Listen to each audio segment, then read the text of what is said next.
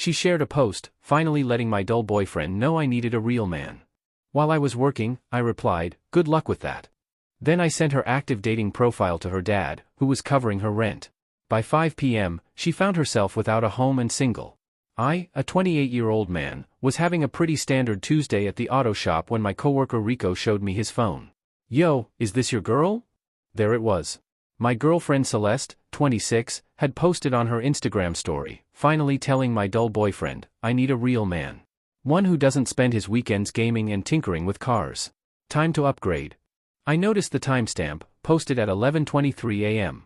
While I was literally under a customer's Honda fixing their transmission, I pulled out my phone, checked her story, and commented, "Good luck with that." Then I got curious. If she planned to break up with me for being boring, maybe she had other options ready. It took me about 5 minutes to locate her Hinge profile. Active as of that morning. The profile was something else. She referred to herself as an entrepreneur. She sold 5 items a month on Depot. She stated she was looking for someone ambitious who could keep up with her lifestyle, funded entirely by her dad, Hector, who paid her $2,800 monthly rent while she focused on her art. Her art. She'd painted 3 canvases in 2 years, all of which were in my apartment. I took screenshots of everything, her Instagram story, her dating profile where she had posted pictures from our vacation last month, just with me cropped out, and the bio where she claimed to be newly single and ready to mingle. Then I did something that might have seemed petty, but honestly, I was just fed up. I sent everything to Hector. You see, Hector and I had a decent relationship. He knew I was the one who actually encouraged Celeste to finish community college. He knew I drove her to her art supply runs and Target trips. He'd thanked me multiple times for being a good influence. I added a simple message, "Hey, Hector. Thought you should know what your daughter is posting publicly while you cover her expenses. I'm ending things with her, but wanted you to have the full picture." His reply came within 3 minutes, "Thank you for letting me know. This is disappointing." I returned to work, figuring I'd tackle the breakup conversation when I got home, but Celeste beat me to it. At 3:01 p.m., she messaged, "WTF? Did you tell my dad? He just cut me off." "He saw what? How? This is so controlling and abusive. I can't even right now. I'm at your apartment packing my things." That last part made me chuckle. Her things. She had moved in 6 months ago with just 2 suitcases and had contributed exactly nothing to the rent. I texted back, "Your 3 paintings are in the closet. Everything else is mine. The receipts are in my filing cabinet if you're confused." When I got home at 5:30, she was in the parking lot with her best friend Jordana and about 8 garbage bags of her belongings. "You're seriously doing this?" Celeste screamed the moment I stepped out of my truck over a joke. Which part was the joke? The dating profile or calling me boring while I was working? Jordana jumped in, venting about relationships. Cool, she could vent from her new place. Then Celeste started to cry. "Where am I supposed to go? My dad won't even answer my calls. Maybe one of your Hinge matches has a couch." She lost it, screaming that I was supposed to fight for her, that this was a test to see if I cared, that a real man would understand she needed attention. "You literally posted that you need a real man. Go find one." The security guard from our building came out because of the noise. Celeste tried to convince him I was illegally evicting her. He asked if she was on the lease. She wasn't. By 6 p.m., she was sitting in Jordana's car with her bags, furiously texting someone. Update 1, the entitlement has reached unbelievable levels. So, Celeste's dad, Hector, called me yesterday, not to yell, but to thank me. It turns out this wasn't the first time she'd pulled similar stunts with 2 previous boyfriends, and he'd always bailed her out. He was done.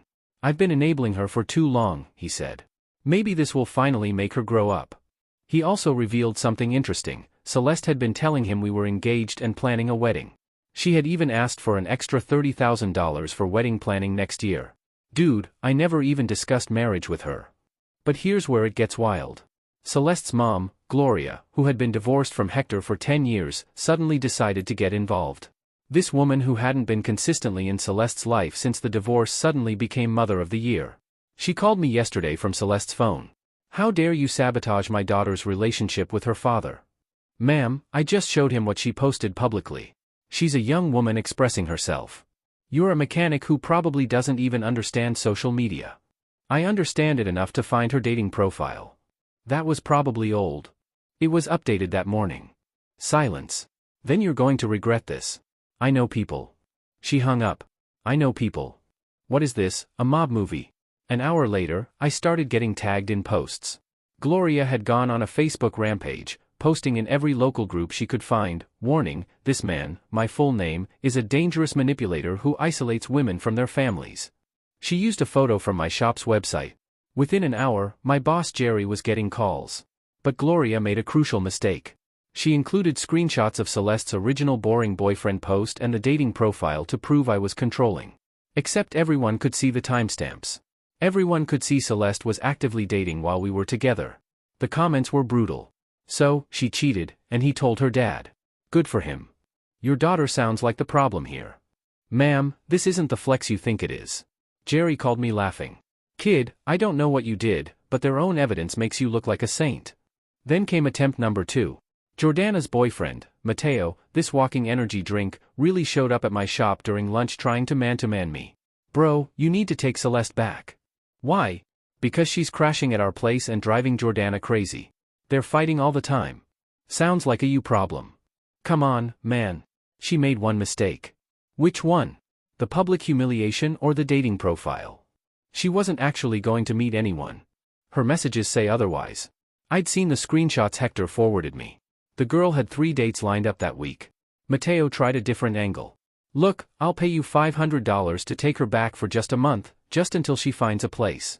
You want to pay me to date your girlfriend's friend? I'm desperate, bro. She cries all night. She used all our groceries to stress bake but doesn't know how to bake. So now we have 12 inedible loaves of something. My apartment smells like burnt sadness." I actually felt bad for him. "Tell Jordana to set boundaries. Not my circus anymore." He left defeated, but the entitlement escalation was just beginning. Update 2, the spiral has been spectacular. Remember how Celeste had 3 dates lined up? Well, she went on them from Jordana's apartment while still trying to get me back. Date 1, an investment banker named Thaddeus. Yes, really. Celeste wore the dress I'd bought her for my cousin's wedding and posted stories from the fancy restaurant. Thaddeus lasted exactly 1 dinner before blocking her. Why? She spent the entire time talking about me and asking if he thought I'd take her back if she dated someone more successful. Date 2, a gym bro named Kai. She tried to reinvent herself as a fitness enthusiast, posting a gym selfie in brand new Lululemon that she couldn't afford. Kai figured out she'd never been to a gym when she asked why the treadmill wasn't working. It wasn't plugged in. He unmatched mid-workout. Date 3, some crypto guy named Jules. This one was promising until she asked him to loan her just $3,000 for a business opportunity on the first date, the business being buying her apartment deposit. Jules literally got up and left before the appetizers arrived. Each failed date led to more desperate measures. First, she tried the art angle, posting that she was having a gallery showing of her work and that I was threatened by her success. The gallery? Jordana's living room. The attendants? Jordana, Mateo, Forst, and Gloria. Gloria tried to sell it as some exclusive event on Facebook. My daughter's triumphant art exhibition proving she doesn't need a man. She posted photos that carefully cropped out that it was clearly an apartment. Someone commented, "Is that a microwave in the background of your gallery?" Then came the fake pregnancy scare. "Oh yes, she went there. She texted me, 'I'm late. Might be pregnant. We need to talk.' Me? I had a vasectomy 2 years ago. Try again. Vasectomies can fail. I got tested last month. Still shooting blanks. Why would you get tested if you're not having sex? Who said I'm not?" The typing bubbles appeared and disappeared for 20 minutes. She then posted on Instagram about going through something really difficult and personal, complete with prayer hands emojis. Gloria commented, "Stay strong, baby. He'll pay for this." Pay for what? My successful vasectomy? But the peak entitlement came when Celeste decided to apply for jobs. Not because she wanted to work, but to prove she was independent and didn't need anyone. She applied to my shop. I'm not kidding. She submitted an application to be our receptionist. Jerry called me into his office, laughing so hard he could barely breathe. "She listed you as a reference." Her resume was amazing. She listed her entrepreneurship, Dep Depot, her art career, 3 paintings, and her social media management, her personal Instagram with 800 followers, 700 of which were bots she bought. Under reason for applying, she wrote, "To prove certain people wrong about my work ethic." Jerry framed it. It's now on the office wall of shame. Update 3, the complete meltdown has arrived, and it's even messier than I expected. So, Celeste's dad, Hector, started dating someone. Let's call her Rita. Rita is 29, 3 years older than Celeste. When Celeste found out, she went nuclear, creating a whole Instagram account called Expose Rita, where she posted about how Rita was a gold digger and homewrecker. The irony of Celeste, who had been living off her dad's money while actively cheating, calling someone else a gold digger wasn't lost on anyone. Rita handled it like a boss. She simply commented, "Honey, I make twice what your father makes. I'm a pediatric surgeon, but go off." Celeste deleted the account within hours, but the entitlement wasn't done. Gloria decided to take matters into her own hands. She showed up at my apartment with a proposal. "I'll give you $10,000 to get back with Celeste." "Why would you pay me to date your daughter?" "Because she's driving everyone insane, and you're the only one who could handle her." "I didn't handle her. That's why we broke up." "Look, between you and me, she's exhausting, but she's my daughter. If you date her for 6 months, I'll pay you, and maybe she'll mature." "Gloria, your daughter needs therapy, not a boyfriend." She pulled out her checkbook and actually started writing a check. 15,000, no, 20. "Gloria, stop. You know what? You're right. She's not worth 20. Her own mother said this. Meanwhile, Celeste had bigger problems. Remember Jordana? Well, she'd hit her limit and gave Celeste 1 week to move out. Celeste responded by doing what any rational person would do. She stole Jordana's credit card and booked a self-care retreat to heal from trauma. The retreat? A $3,000 spa weekend. Jordana found out when her card got declined at the grocery store. She filed a police report. Celeste tried to claim it was a misunderstanding and that Jordana had verbally agreed to pay for it as an early birthday gift. Her birthday is in 9 months. The police showed up at the spa, and Celeste was arrested in a bathrobe and face mask. Gloria tried to spin it on Facebook as wrongful arrest during a mental health crisis. Someone commented with the security footage from the spa of Celeste being escorted out, yelling about how she was an influencer and this would ruin her brand. What brand? The 800 bot followers?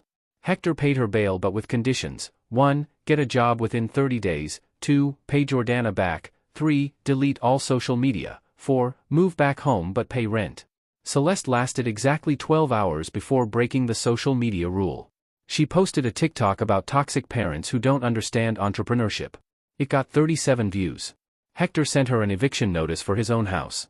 Final update, it's been a month, and I have closure in the weirdest possible way.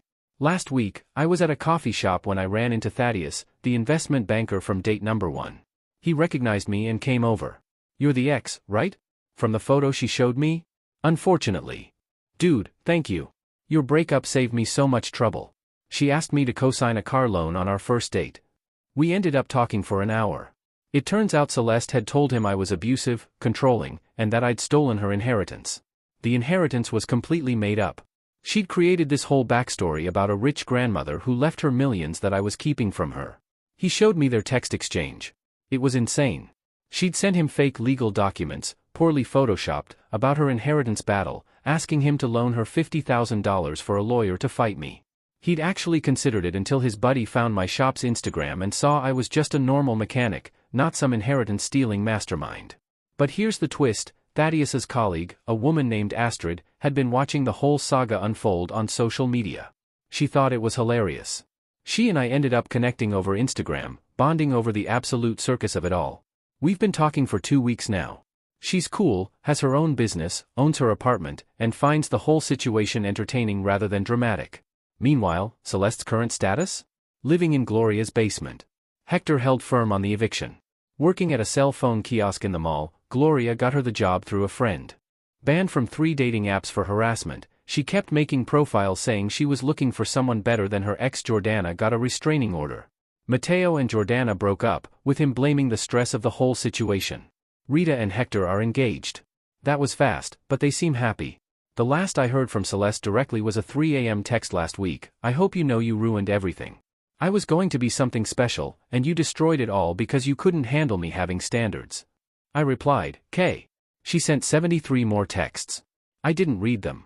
Gloria messaged me yesterday asking if I would reconsider for old time's sake. I sent her a photo of me and Astrid at a car show. She blocked me. But the best part? Jerry hired a new receptionist. She's amazing, professional, punctual, and doesn't try to sell customers essential oils. When she introduced herself, she mentioned she'd heard about the previous applicant who had listed their ex as a reference. "That was wild," she said. "Who does that?" "Someone who thinks the world owes them everything," I replied. She laughed. "Well, their loss is my gain. This job is great. It truly is. And you know what?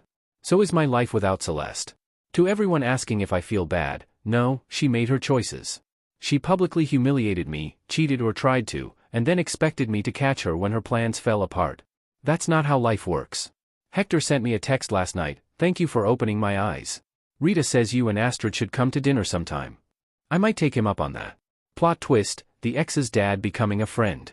Didn't see that coming. Celeste, if you're reading this from Gloria's basement on your shift break at the phone kiosk, your 3 paintings are still in my closet. They're terrible, but they're yours. Have Gloria pick them up. I'm turning that closet into a gaming setup, you know, since I'm so boring and all. Peace out. Edit, stop asking for Celeste's art, Instagram. It doesn't exist anymore, and the paintings really weren't worth seeing. Think hotel lobby art, but worse. Edit 2, yes, Astrid knows the whole story. She thinks it's hilarious. She's literally saved the screenshots in an entertainment folder on her phone. Edit 3, for everyone saying this is fake because of the vasectomy thing, I got one after a pregnancy scare with a college ex. Best $900 I ever spent. Not everyone waits until they're married with kids, people.